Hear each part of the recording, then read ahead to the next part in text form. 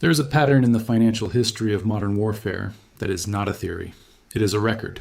It is documented in congressional testimony, in SEC filings, in government audits, in the kind of public paper trail that exists precisely because someone, at some point, had to sign their name to it. The pattern looks like this. 5 names appear, in some configuration, in the financial history of every major American military conflict since the Civil War. They appear before the war starts, in the positioning of supply chains and lobbying operations. They appear during the war, in the structure of contracts written to eliminate their risk while preserving their upside. And they appear after the war, in the reinvestment of war profits into the peacetime industries that will generate the next cycle of political influence. The names are DuPont, Rockefeller, JP Morgan, Lockheed Martin, and Halliburton. The business model they represent is more consistent than oil, more durable than banking, and more profitable than almost any other enterprise in American commercial history. This is not a conspiracy. It does not require secret rooms or coordinated schemes. It requires only the application of rational capital allocation to a government that has decided to fight a war and needs someone to supply it. The conspiracy, if there is one, is the framing, the patriotic branding, the national security language, the careful narrative management that ensures the public conversation about war centers on ideology and sacrifice, rather than on who is billing the government, at what margin, for what. The ledger is open. Most people just never read it. Welcome to Hidden Ledger, where we open the books that were never meant to be public. If you want to understand how power actually works, not the version on the evening news, but the version in the contracts and the filings and the revolving door appointments, subscribe now and turn on notifications. Every video we publish is another page of the ledger, the hidden one. Start with DuPont, because DuPont is where the pattern begins in its clearest form. The company was founded in 1802 as a gunpowder manufacturer on the banks of the Brandywine Creek in Delaware. Its first major customer was the United States government. Its second major customer was the United States government during the War of 1812. Its third was the government during the Civil War, when DuPont supplied approximately 40% of all the gunpowder used by Union forces. The business model was established within the first 60 years of the company's existence. Government conflict generates government contracts, and government contracts, if structured correctly, generate extraordinary returns. World War I demonstrated what that model could produce at scale. Between 1914 and 1918, DuPont's profits increased by approximately 1,600%. To contextualize that figure, the company entered the war as a large industrial firm and emerged from it as one of the most capitalized corporations in the United States. The mechanism was not complicated. Gunpowder and explosives were a government monopoly purchase during wartime. The buyer had no alternative supplier at the required scale and no ability to negotiate from a position of cost pressure. DuPont priced accordingly. The company's role in the Manhattan Project represents the second inflection point. DuPont was the primary contractor for the Hanford site in Washington state, the facility that produced the plutonium used in the Trinity test and the bomb dropped on Nagasaki. The company accepted the contract for a fee of $1, a gesture that was simultaneously genuine in reflecting the patriotic framing the company preferred and strategically intelligent, in that it generated the kind of institutional credibility and government relationship that would prove worth considerably more than any fee structure over the following decades. War by war, contract by contract. The Rockefeller case introduces a dimension that the DuPont story does not fully capture: the strategic value of supplying both sides. Standard Oil's dominance of American petroleum production had made it the primary fuel supplier for the United States Navy by the early 20th century. When the Navy transitioned from coal to oil propulsion in the years before World War I, the strategic importance of petroleum became structural rather than commercial. Whoever controlled the fuel supply controlled the operational capacity of the fleet. Standard Oil sat at the center of that dependency. The more consequential arrangement emerged during and after World War I, when Standard Oil's international subsidiaries maintained commercial relationships with German chemical companies that continued in various forms, even as the United States was at war with Germany. The arrangement was eventually investigated by the U.S. Senate and by the Justice Department. The outcome was a consent decree, and a fine. No criminal prosecution followed. The pattern of the fine as the cost of doing business, paid out of profits that dwarfed the penalty by orders of magnitude, appears here for the first time in this story. JP Morgan's entry into the war profit pattern is the most instructive, because it shows how financial exposure to a conflict converts a neutral party into an interested one. The United States had not entered the war, and Morgan's position as the dominant banking house in America gave it relationships to protect on both sides of the Atlantic.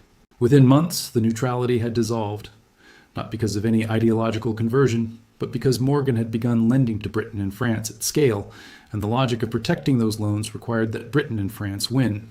By 1917, the Morgan Bank had extended approximately $2 billion in credit to the Allied powers, a sum equivalent to roughly $50 billion in today's money. The bank had also become the sole purchasing agent for Allied procurement in the United States, earning commissions on the enormous volume of war material flowing from American factories to European battlefields.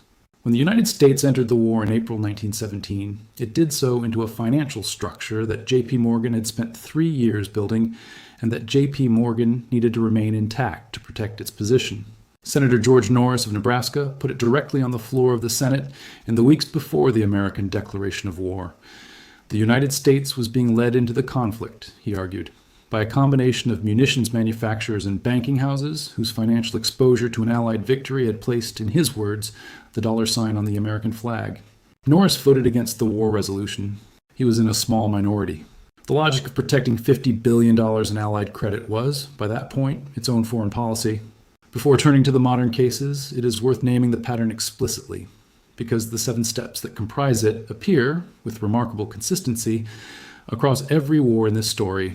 Step 1 is positioning. Before a conflict begins, the companies that will benefit from it are already inside the policy conversation, lobbying the relevant committees, funding the think tanks that will make the strategic case for military intervention, placing former executives in the regulatory and procurement agencies that will write the contracts.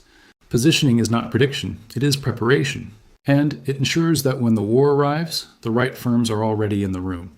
Step 2 is the no-bid contract, awarded on the basis of unique capability, existing relationships, or national security urgency without competitive tender. No-bid contracts eliminate the market discipline that would otherwise compress margins. The government pays what it pays because there is no alternative bidder and no time to create one. Step 3 is cost plus pricing, in which the contractor is reimbursed for all costs incurred plus a guaranteed profit margin. Cost plus pricing transfers all financial risk from the contractor to the government. Whatever the project costs, the contractor profits. Whatever overruns occur, the taxpayer absorbs. The incentive structure this creates, in which spending more directly produces more profit, is the structural explanation for Step 4. Step 4 is the budget overrun, which is not a failure of project management, but a predictable outcome of the incentive structure created by cost plus pricing. The overrun is not an accident, it is the mechanism. Step 5 is the revolving door, the movement of personnel between the regulatory agencies that oversee defense procurement and the companies that receive defense contracts. Former generals become board members. Former defense secretaries become lobbyists. Former procurement officers move to the contractor side of the table they were recently sitting across. The information asymmetry and relationship capital this generates is worth considerably more than any individual contract. Step 6 is lobbying for continuation, funding the think tanks, the policy institutes, and the political campaigns that will advocate for the military engagements and the procurement priorities that generate the next cycle of contracts. The contractor does not merely profit from the war.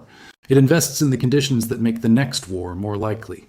Step 7 is diversification, the reinvestment of war profits into peacetime industries that provide stable returns between conflicts, and that further embed the firm in the political and economic infrastructure of the state. DuPont moved from gunpowder into chemicals, pharmaceuticals, and synthetic materials. Rockefeller's petroleum became the energy infrastructure of the modern economy. The war profit is the seed capital for the peacetime empire. The modern defense contractor represents this business model in its most refined and most expensive form.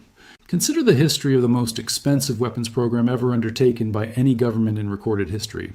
A fighter aircraft program that has been in development since the 1990s, whose lifetime cost estimates now stand at approximately $1.7 trillion, covering development, production, and projected maintenance across its operational life. The program has experienced cost overruns measured in the hundreds of billions. It has repeatedly failed to meet its specified performance requirements. And it has generated, over that same period, extraordinary returns for its primary contractors' shareholders and extraordinary fees for the network of subcontractors and lobbyists built around it. The program was structured using the cost-plus pricing model. Every dollar of overrun was reimbursed by the government. Every delay extended the revenue stream. And the production facilities were distributed across 45 American states. A procurement decision that ensured 45 states had a congressional delegation with a direct financial interest in the program's continuation, regardless of its military performance. This is not a design flaw, it is a feature. The geographic distribution of the supply chain is a lobbying strategy rendered in steel and aerospace components. Canceling the program would mean canceling jobs in 45 states simultaneously. No Congress has been willing to do that, and no Congress is likely to be. The revolving door case from the same era is equally well documented. A senior government official oversaw a major conflict in the early 1990s, and, in that capacity, commissioned a study on privatizing military logistics. The contract for that study went to a subsidiary of a company the official would later run as chief executive. When that official returned to government at the highest levels, the same company received no-bid contracts for logistics, reconstruction, and infrastructure work in the next major conflict. Contracts that totaled, over the course of that war, approximately $40 billion. The government's own auditors subsequently identified billions in questionable charges and overbilling. The government paid most of them anyway. Fines followed. They were paid from profits that dwarfed them. No criminal prosecution followed.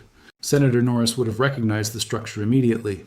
The discussion of war profits is almost always conducted in isolation, as a conversation about corporate behavior, about regulation, about the ethics of specific contracts.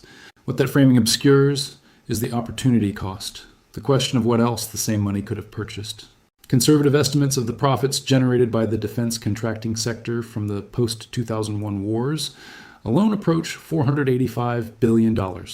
That figure is roughly equivalent to the cost of providing universal pre-K education in the United States for 20 years, or of funding the National Institutes of Health at current levels for 40 years, or of building a national high-speed rail network comparable to those operating in France, Japan, and China. The money was not unavailable. It was available and it was spent.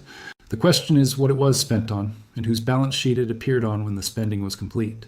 The political immunity that accompanies this scale of profit is not accidental. It is the product of Step 5, the revolving door, operating at sufficient depth and breadth that the regulatory and prosecutorial apparatus of the state is staffed, at its senior levels, by people whose professional trajectories run through the industry they are nominally overseeing. Fines are paid, consent decrees are signed, the business model continues. The fine is the license fee, paid from profits that make it negligible. Criminal prosecution, the kind that would impose personal consequences on the executives who designed the overruns and structured the no-bid arrangements, is essentially absent from the historical record of American defense contracting. This is capitalism applied to conflict. It is not a conspiracy that requires hiding. It requires only that the public conversation about war remain focused on the ideological and strategic justifications, on the enemy, on the threat, on the sacrifice, rather than on the contracts, the overruns, and the quarterly earnings calls that happen simultaneously in the same buildings, for the same companies, in every war this country has fought since 1802. The 7-step business model is not a secret. Each step is documented in public filings, congressional records, and government audit reports that are available to anyone willing to read them. The pattern is not hidden. It is hiding in plain sight behind the patriotic branding, the national security framing, and the sincere and genuine sacrifice of the soldiers who service these companies' invoice at cost-plus rates. Understanding the pattern does not require cynicism about the people who serve or the genuine security interests that some of these contracts address.